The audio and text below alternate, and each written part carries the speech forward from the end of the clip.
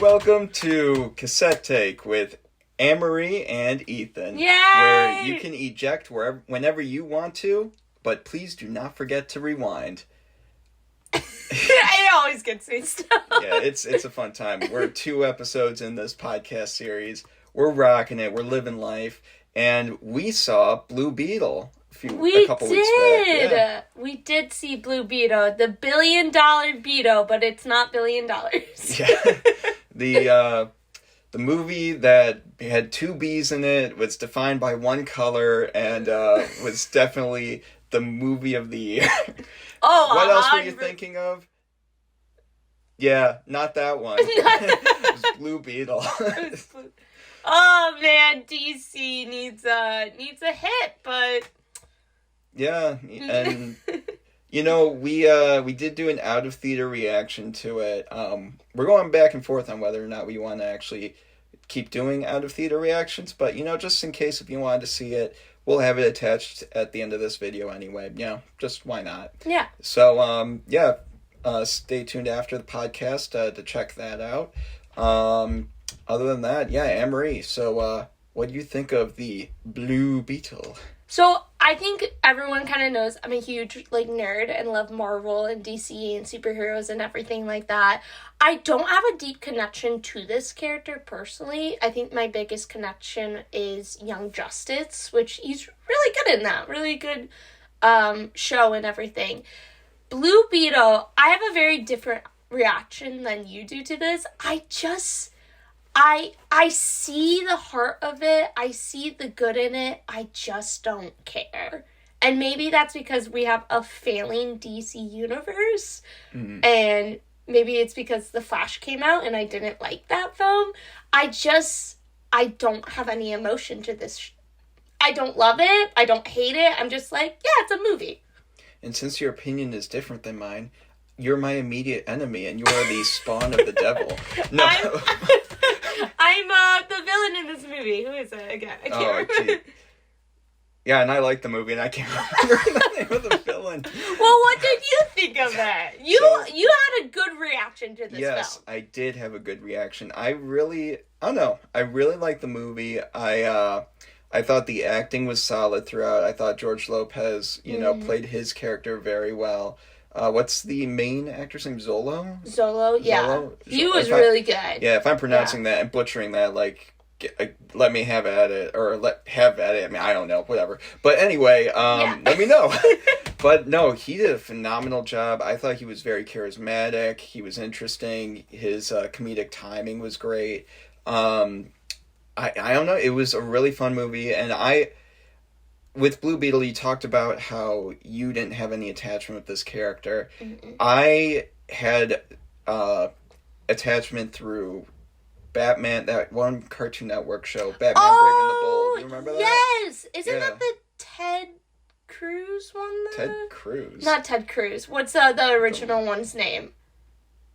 Sorry, I was just running past the Ted Cruz thing. No, what is that? Oh, you know. Ted Cord. Ted Cord. Oh, I don't think it was Corgan. I think it was Jamie.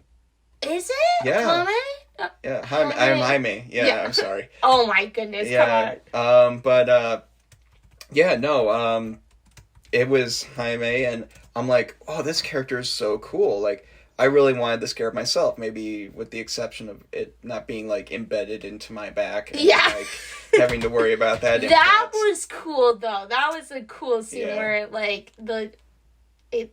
I don't know, you can't see my hands, but, I'm trying to, pretend it's going inside of me or something like that. Yeah. That was cool. By the way, we will not be spoiling the movie at all. I mean, there's honestly, I don't think too much to spoil at all. I think there's only one big thing that I can think of, but I won't say it because I'll spoil it then. Yeah, so. Honestly, it's not really what we're going to be talking too much about. I mean, we'll leave that be.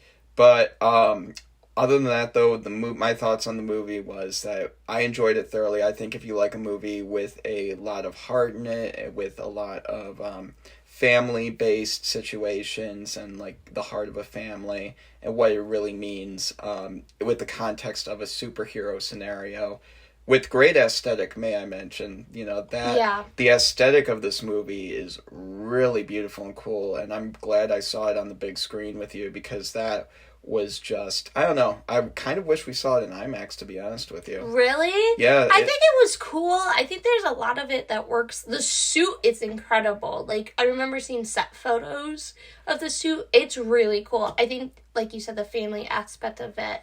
What, like, really sold you? Because, like, I feel like I have superhero fatigue, which is so weird because, like, I love this. Like, this stuff, I love comic books and all that.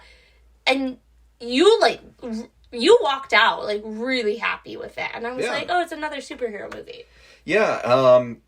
I mean, I really am, I don't know, I really like family-based oriented stories. And to have, like, a really cool aesthetic and, face with a superhero involved with that, and it being well directed and well executed, like, for the most part.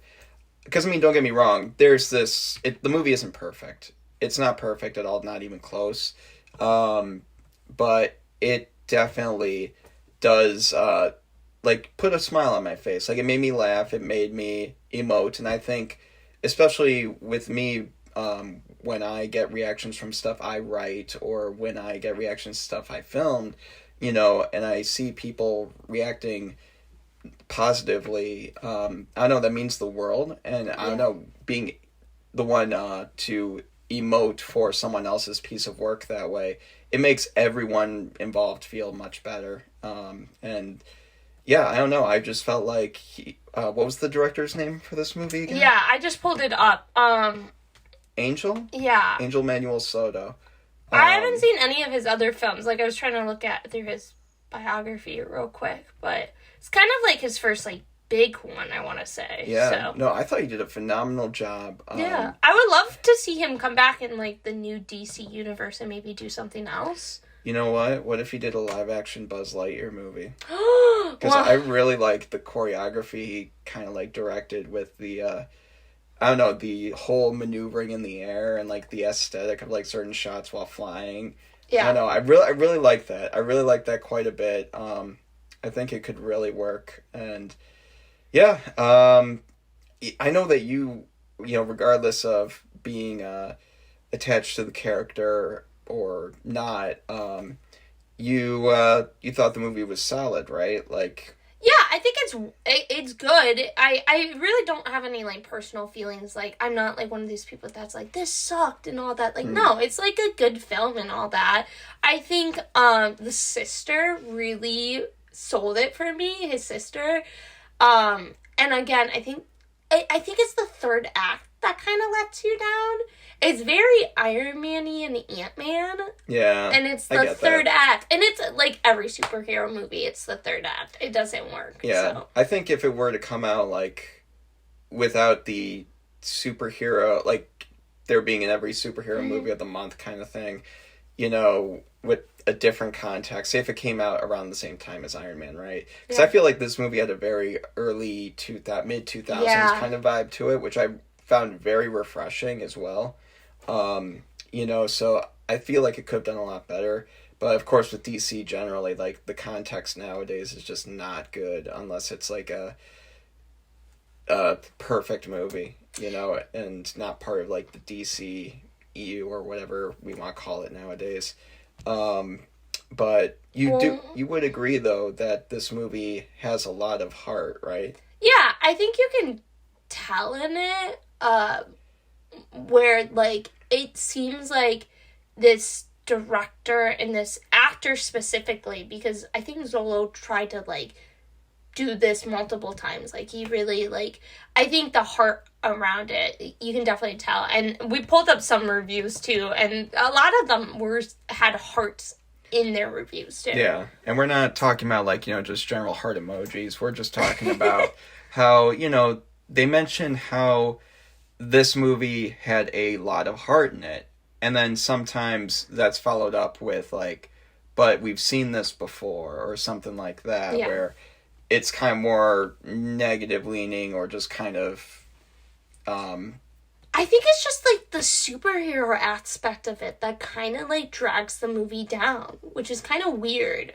Like, Really? Yeah, I feel like if you took away the superhero aspect of it, which I don't know how it would work, I feel like it would have done a lot better.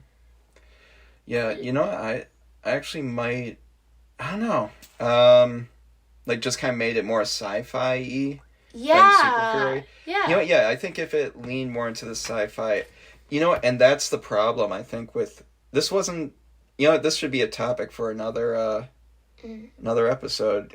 We have another one set right now, which we'll get into in a moment. But yeah, we'll definitely be talking about what makes superhero movies good. The fact that they lean more into the superhero side of things, or like when they lean more so into the genre of, Yeah. like when Winter Soldier, right? People say that's more of Yeah. a thrill, like a espionage thriller, Yeah. than a superhero movie. Or Logan, that's more of a western than a movie. Yeah. So, that's something we will definitely be talking about. But in today's topic, we did mention that Blue Beetle, a lot of these reviews mention how much heart is in this movie, and then they go on to talk about how much the movie is, whether it be good, bad, etc. But they always started out with, there's a lot of heart. Yeah. There's a lot of passion put into it. You would think with that start, that beginning, everything to follow would be positive, right? Like, oh, you have a lot of heart, therefore the rest of the reviews can be great and perfect. Not always the case. No. Especially nowadays, with The Flash, I think that was also the scenario where we had a movie that was really a mixed bag of a movie from our point of views. Because I think you and I have a very good... I think it's very corporate. Corporate? Yeah, I think a lot of movies now are blockbusters or corporate. And it sucks because, like, I think that's the trap that they're falling into right now. Because, this Blue Beetle has a lot of heart, but I think towards the end it gets really corporate. Like Warner Brothers was like, you need to do this, this, and this. Right. Where, it still kind of reminds you this is a DC movie. Yeah. Where it didn't have to. Like, it didn't have to do that, so. Yeah, I could kind of see that.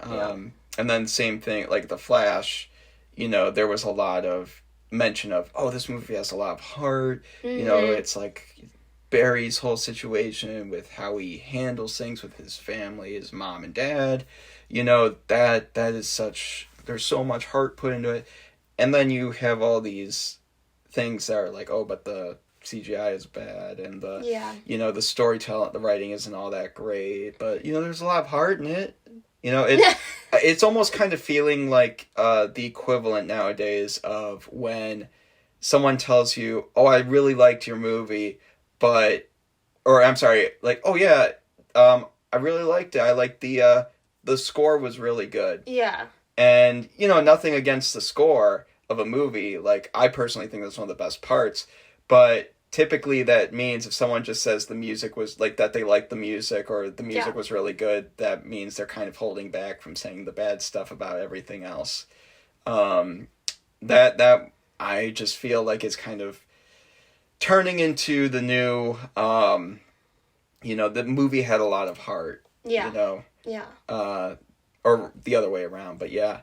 So, I've been hearing that a lot with Blue Beetle, and I want to get your take on this, Annmarie. What do you think, like, when a movie has a lot of heart, what comes to mind? Like, do you think of it as, like, derogatory or, like, something that is positive?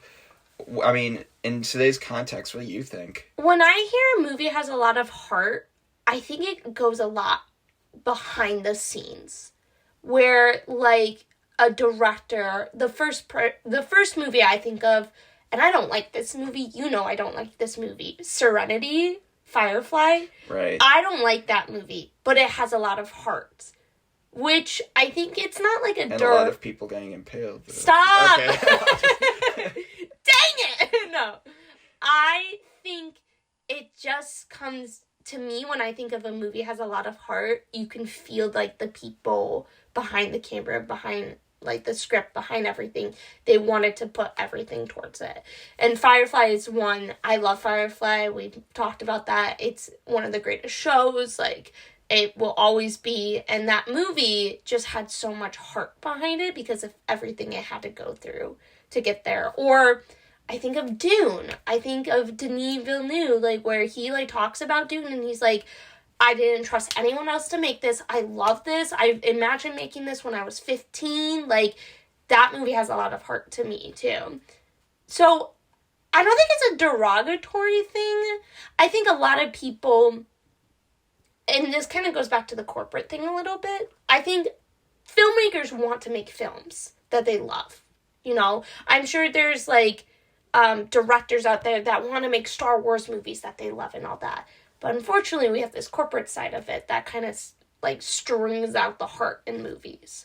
So, I don't think it's a bad thing to say a movie has heart, but it also doesn't have great points to it either. But, yeah, I don't know. I think it just comes down to behind-the-scenes stuff, so. Yeah, I mean, I get that completely. And whenever someone says, like, oh, a movie has a lot of heart, yes, I can see when a movie has a lot of heart, but that doesn't inherently mean it's, you know, good. No. I mean, The Flash, I think, is a perfect example of that, but not everyone agrees with that, you know, subjectivity. But, you know, I think the Lord of the Rings movies, those had a lot of heart into it. I mean, Peter Jackson was working nonstop to get that thing made. Wait, this is interesting. Would you say, so you're saying The Lord of the Rings has a lot of heart? Yes. Do you think The Hobbit has a lot of heart? See, especially knowing the context, I don't think I can say it has a lot of heart because of the corporate aspect that you were bringing up. So, you know, you can tell when there's too much studio interference in something, and, you know, that kind of removes the heart from it. But nowadays, I feel like we're hearing, you know, a movie has a lot of heart, and that automatically means that it's gives you a refreshing perspective of it, and therefore it's kind of good, but these reviewers acknowledge that it's not good, it's just refreshing. Yeah. So maybe that's the whole thing. I mean, I can't speak for every reviewer out there that says, oh, so-and-so movie has a lot of heart, or there's a lot of passion put into this project. But, you know, that's what I've been seeing more so in the rhythm of these reviews, is that, like, hey, we want to mention that there was a lot of heart, a lot of effort put into this movie. I mean, just about every movie has a lot of effort put into it. I would hope every movie has a lot of effort put into it. But, you know, at the end of the day, we need to acknowledge the flaws of this movie as well. Yeah. And I guess it's becoming more so that a lot of movies that do have heart do have elements of, like, corporate implementation into them, which is sad to see, you know. But, I mean, with these cinematic universes, they need to make sure that all these different aspects are connecting and the continuity is there. And, you know, it just makes things a lot more crazy and a lot more, like, designated and contained. And sometimes that could be for the better, and sometimes it could lead to things like The Flash. Yeah. You know, and The Hobbit. Yeah, oh my gosh. Which, by the way, I'd like to note that I have only seen the first two Hobbit movies. That's it. That's all you need to see, though. There's not a third one. You godfathering this? Yes, I'm godfathering this. There's not a third one. No, but I have to agree with you, though, on the corporate aspect. It's very corporate. Like, the idea that when a movie does have a lot of heart, you know, the corporate aspect tends to be the thing, like, when the flaws start to come into play. And it is refreshing, you know. So maybe that's why I walked into Blue Beetle and walked out, you know, with a smile on my face, because I'm like, wow, you know, there was a lot of heart put into it. And granted, I don't know, I don't think I saw too many corporate, I saw structured and formulaic stuff, like hints of that, but I didn't see, like, you know, oh, we need to introduce this character or have Wonder Woman show up here. You know, cough, cough. Spoiler! A couple other movies, cough, cough. But Gal Gadot, she's just getting her payday. Yeah. Before she leaves Wonder Woman. Cue eye roll. Oh no. DC, man. Oh my god, we could do a whole other topic about DC. But no, I agree with you. Like, I don't think a movie's ever made just to make a movie. Like, I think people actually want to make stuff and, like, enjoy it. And, like, this is why you should let your creators go do stuff. Patty Jenkins in Star Wars, like... Yeah, I mean, and it's okay, you know, because producers have jobs for reasons, of course, yeah. And their input, I think, is valuable.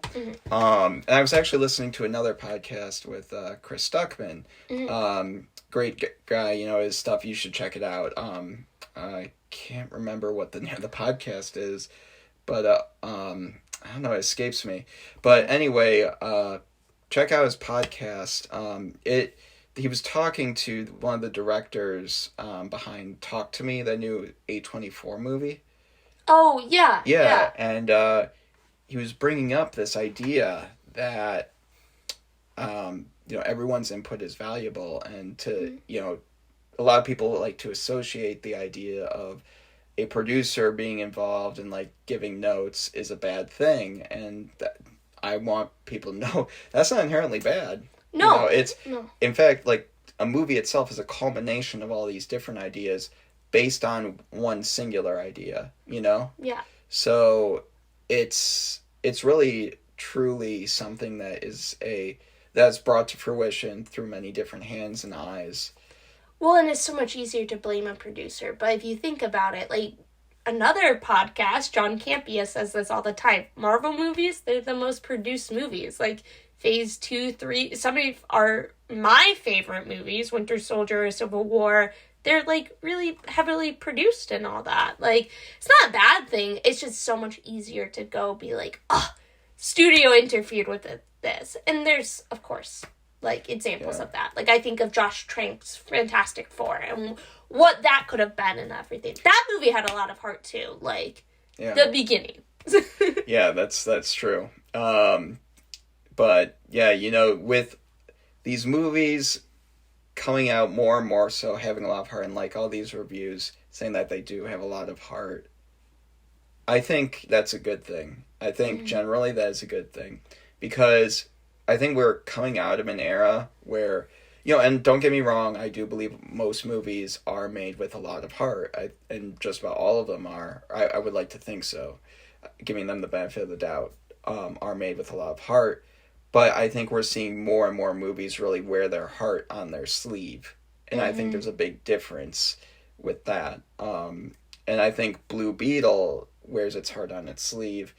And do you think that there's a difference, though, with a movie wearing its heart on its sleeve versus just having a lot of heart? I don't know. That's such a hard question. Like, yeah or no? I don't think so. Like, I think if you're gonna, like, as someone who lives their lives with their heart on their sleeves, I think it's just, like, engraved in it. I don't know. What's your opinion on it? Well, if you have your heart on your sleeve, it's looking real veiny. It's just popping. It's just like, oh my god, you gotta get that checked out. No. But, no, I mean, when you have your heart on your sleeve, I always think of, like, you're going out of your way to, like, show the world, like, this is what I am, this is what I'm about, which is definitely you, by the way. So, shout out to my friend, my co-host, Annmarie, for being herself. Yay. Hell yeah. So, besides that tangent, but I think when a movie has a lot of heart, they have it, it's there, and it shows signs it's there. But does it go out of its way to show that? That, I think, is Are you saying, is it more like, if, like, I think of Iron Man 2 director, Jon Favreau, and how he, like, kind of backed off on his creativity and everything on it? Are you saying it like that? Like, when from which project? Iron Man 2. Iron Man 2? Yeah. Something like that, you know, where it's like, you know, they back away and they just kind of let the studio handle it, or they let too many chefs in the kitchen. Yeah. You know, that kind of thing. Yeah. And they kind of play more so by a play it safe playbook rather than kind of go, like, oh, yeah. The prequels, I would say, had a lot of heart. The Star Wars prequels. You know, I mean, as you know, you could argue like as nonstop, wild as they are what they are. Yeah, they're different, but they're not afraid to like say what they are, like, and just say each character has their heart on their sleeve, really. You know, they're not afraid to say what they are, who they are. I mean, of course, you know, they have their own secrets, but it's like in regards to certain dialogue sequences and certain moments, it's like you can tell, like, okay, that character is feeling that way. This moment means this, and it's not subtle in any way. It's just, and don't get me wrong, there's a lot of subtext in the movie. Yeah. But it's just so pronounced throughout the trilogy there that it just, you know, and that's why it's so memorable with like iconic quotes and all that with the like, you know, the high ground and all that. Hello there. Yeah, and it's like, you know, we all remember it, and I think that's probably that's one of the best things that can happen for your movie. Yeah. That's memorable and made an impression on someone. You know, in hopefully a really positive way. Yeah. You know, you would always hope that. But, you know, even sometimes in a negative way, like it can lead to a positive, with it being a, you know, The Room. You know, it's funny, so bad it's good, you know, situation. And that led to The Disaster Artist, which I think is a funny movie. When your movie can become bigger and larger than itself, it makes a huge difference. Yeah. Truly transcendent in the world of cinema. Yeah, definitely. Yeah. So, yeah, I believe those are our thoughts on that. $1 billion Beetle! Beetle. And whether or not, you know, a movie has a lot of heart. You know, what do you guys think about that? You know, I mean, we have the comment section open below. Yeah. So feel free to let us know. I mean, this is an open conversation. We're open to whatever you guys have to say. Tell Ethan he's wrong about the prequels. No, I'm kidding. Hooray! Well, anyway, we're going to get this heart on Annmarie's sleeve checked out and hopefully either removed or adjusted, but hopefully she'll remain her confident self, but it just medically doesn't look right. Let's go. So, but thank you for joining us on Cassette Take. This has been Annmarie and myself, Ethan, and we'll hope to see you guys soon. That's all. And yeah, please don't forget to rewind. Awesome. Bye, guys. Bye. All right, guys, we just got out of Blue Beetle. What did you guys think? I thought that it was actually pretty damn good. I enjoyed it quite a bit. Did I love it? No, not necessarily, but I thought it was pretty darn good. It gave me hope. It gave me hope for what's coming in the future. So, yeah, it had its problems, but overall, really enjoyed it. Jason? Yeah, I mean, I'd say it was pretty decent. It had its few laughs and everything. I didn't really like the beginning as much, but it definitely picked up near the end. Yeah, the beginning was kind of slow. Yeah, I feel like the ending it was was very fast. slow. Yeah. Second half definitely pulled its weight. Yeah. Yeah. I think it was good. Yeah. I have no opinion really, so which is bad, but yeah.